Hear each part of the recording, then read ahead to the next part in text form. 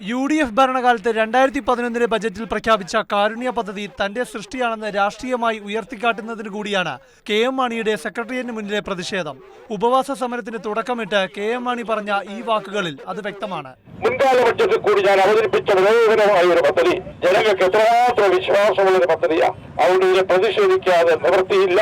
നൊന്തുപെറ്റ ചോര കുഞ്ഞിനെ തന്നെ മുമ്പിൽ വെച്ച് കൊല ചെയ്യുന്ന ഒരു അമ്മയ്ക്കുണ്ടാകുന്ന വേദന മനോവേദന പോലെയാണ് എന്നെ സംബന്ധിച്ചിടത്തോളം ഉള്ളത്.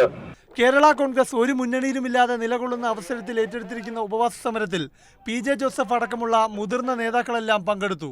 കാരുണ്യ പദ്ധതി നിർത്തുന്ന LDF-ന് ജനം മാപ്പ് നൽകില്ലെന്നും ഇതിന്റെ പാപക്കറ ധനമന്ത്രി തോമസ് ഐസക് എന്ത് ചെയ്താലും പോകില്ലെന്നും KM മാണി ആരോപിച്ചു. ഞാൻ ഡോക്ടർ തോമസ് ഐസക്കിനോട് പറയുന്നത്, നിങ്ങൾ ഈ പാപക്കറ നിങ്ങളുടെ ശരീരത്തിൽ നിന്നും എത്ര സോപ്പിട്ട് തേച്ച് കുളിച്ചാലും ഈ കറ മാറുകയില്ല. മാതൃഭൂമി ന്യൂസ്, തിരുവനന്തപുരം.